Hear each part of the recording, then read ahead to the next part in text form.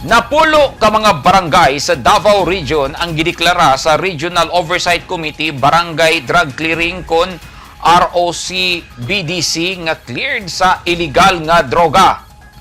Ang mga barangay gilangkuban sa Barangay Astorga, Inawayan, Zone 3 sa Santa Cruz, Davao del Sur, Barangay Magatos ug San Vicente sa Asuncion, Davao del Norte, Barangay Kanukutan sa Tagum City, Barangay Lungaog sa Santo Tomas, Davao del Norte, Barangay Andap sa New Bataan, Barangay Pangutusan sa Nabunturan, Davao de Oro, ug Barangay Batiano sa Baganga, Davao Oriental.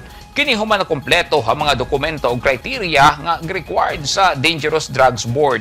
Sa report sa PDEA 11-29 ka mga barangay sa Davao Region ang gideklara sa committee pinaagi sa usa ka resolution nga wala nay presensya sa mga drug personalities ug 180 ka mga barangays ang nagpabiling drug-cleared status. Ang committee gipanguluhan ni PDEA 11 Director Naravi Dukyatan ug mga miyembro niini ang DILG, PRO 11, LGU ug DOH.